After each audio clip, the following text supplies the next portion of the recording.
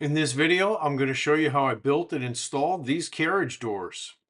I started by building a level working surface in the client's garage, and I bought a lot of 2x6 vertical grain Douglas fir from a local lumber supply. Working off of a rough sketch, I cut all of the rails and stiles and laid it all out for a dry fit with the pipe clamps to get everything snug. With everything in place, I laid out the festool dominoes in the places where I wanted to insert them. Then I set the cutter for wide dominoes and began cutting. For making door joinery like this, it's really hard to beat the Domino XL. This thing is amazing and it's worth every penny. After I had them all cut, I did a test dry fit before I began gluing everything up.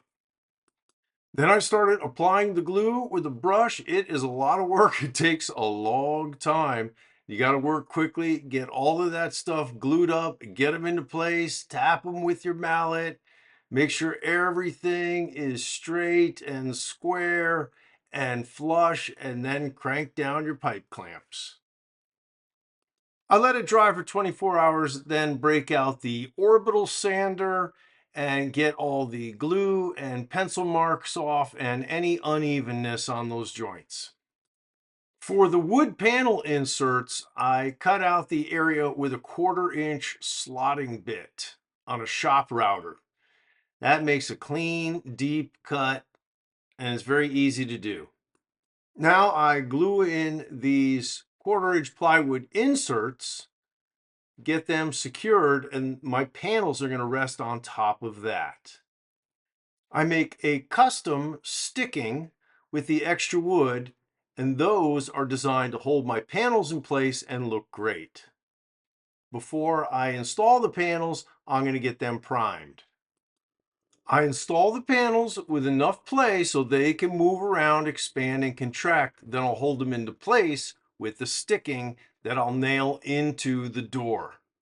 Because the glass is a different thickness and has a different position, I made this jig to rest the sticking upon so I can hold the jig in place, put the sticking in there, and then nail the sticking to the side of the door. For the exterior panels, I'm going to use 2 layers of the 1/4 inch plywood, and I'm going to glue them together. And I'm going to prime the side that faces the other panel, and I'm going to leave the other side unfinished so that we can stain it at the end. Now I'm applying a silicone adhesive, and I'm going to glue in the exterior panel against the interior panel. And this will give me a nice bond and make it waterproof. For the exterior sticking, I'm using a little trick I learned from Norm Abrams, the Yankee Workshop. I just cut a kerf like a 1/4 inch deep on my sticking. It's called a quirk. And then I fill that with the silicone caulk adhesive. And that will prevent water from getting in, and we don't have to glop a bunch of caulk on the exterior. And I do the same thing with the sticking where I am installing my glass panels. Fill all of my nail holes and imperfections, let it dry, get it sanded, then stand it up for the finishing.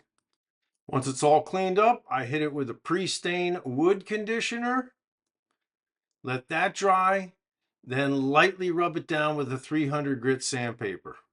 Then rub in the stain with a clean cloth. I hit it with some spar urethane to give it a nice, clean, protective finish. It looks beautiful. For the inside, just hit them with some white paint. Now get them on the truck. It's time for installation. Making those doors was a long and tedious process, and I would never do it again. I prefer doing the installation. That's much more fun and rewarding. My buddy Bruce and I got these things installed. We had to do a little fine tuning on site. We got all the hardware in, the locks, the stop. Everything came out great. It looked fantastic. Also added these faux hinges at the end at the homeowner's request, and the thing came out great. It looks beautiful and they work wonderfully.